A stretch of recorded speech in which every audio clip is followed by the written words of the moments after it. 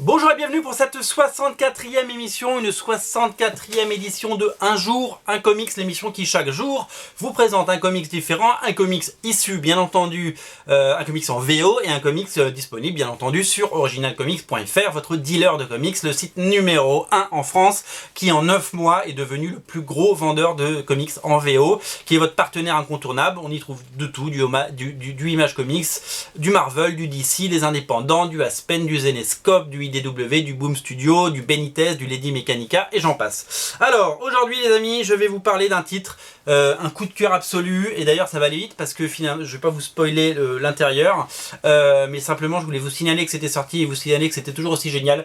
C'est la sortie de I Hate Fairyland de Skottie Young, épisode numéro 3. Il est disponible chez Image Comics les enfants, c'est absolument merveilleux.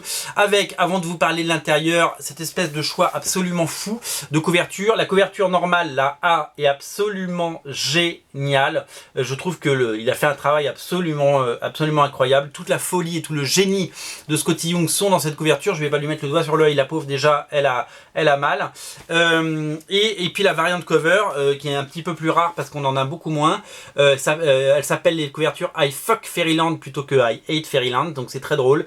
Et la couverture est souvent beaucoup plus hardcore. Voilà, mais le contenu est le même. Les deux sont bien entendu disponibles sur Original Comics. Sachez que nous avons été en rupture de I Hate Fairyland pendant quelques jours ou quelques semaines même, et que j'ai pu en recommander. Donc si vous cherchez le numéro 2, 3, 4 et même le 1, ils sont disponibles sur originalcomics.fr. Voilà, c'est dit. Alors, c'est quoi I Hate Fairyland? J'en ai déjà parlé dans une émission. C'est une relecture complètement folle et tarée des contes pour enfants, encore plus délirante que Fairy Quest, encore plus trash. C'est l'univers fou graphique de Skottie Young qui longtemps a dessiné les Magiciens d'Oz, qui a goûté beaucoup à ces mondes féeriques. Il a aussi dessiné quelque chose pour Neil Gaiman, et puis il a développé son propre univers. Regardez comme c'est mignon, tout est chouette, c'est vraiment fabuleux. C'est une leçon de storytelling, c'est une leçon d'humour. Ça fait partie de ces comics, quand je les achète, je les lis tout de suite, je peux pas m'en empêcher. On aurait envie que ça dure. Alors c'est une mini-série en 5 parties, hein. Il y aura que 5 numéros. Regardez comme c'est kawaii et comme c'est mignon, c'est absolument génial. C'est graphiquement parfait, la 4e de couverture est tout aussi géniale.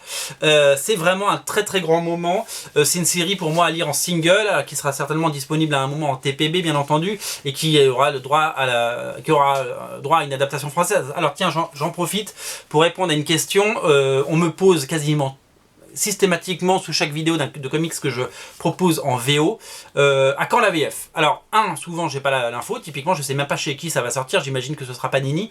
En VF, ça sortira certainement, les bonnes séries sortent en VF. Vous savez qu'il y a une espèce de guerre entre les éditeurs, ils essaient tous de choper les bonnes séries, donc il n'y a pas de raison que ça sorte pas en VF en 2016. Alors après, quand, je ne sais pas, souvent Marvel, il y a un délai de 6 mois.